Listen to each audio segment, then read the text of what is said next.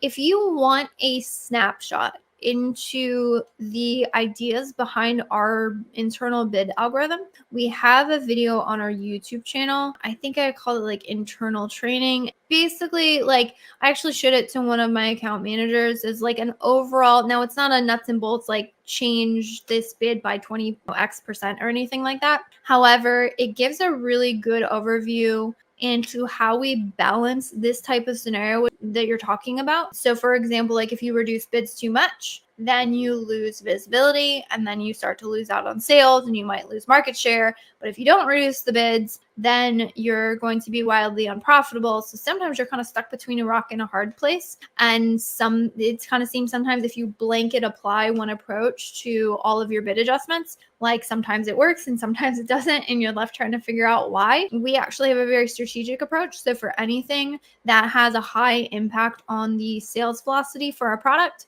we will be very careful with how we adjust those bids. For anything that has little to no impact on sales velocity for a product, we will probably rapidly adjust those bids. And that's how we kind of balance that need to get sales, but also need to be profitable scenario. So in the case of a keyword is working, but it's not working now, my question would be, what is the match type? And if it's not an exact match, I would want to know what search terms used to be performing and which ones don't perform right now. So I would check into the search terms. If it's an exact match, it really depends. I would also check to see if everything in the account with that particular product is starting to not work, or if it's only isolated to that one keyword. That would be my question.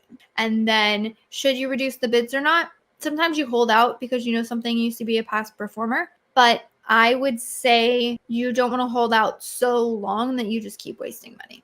And then what is the average total A cost for a supplement brand? Wildly varies, potentially somewhere around 15 or 20% would probably be about average. That's a super ballpark average idea. Some people are running a lot lower. There are some people running higher because they're favoring the subscribe and save. So, repeat purchases also can be helpful. So some people are a little bit more focused on that metric.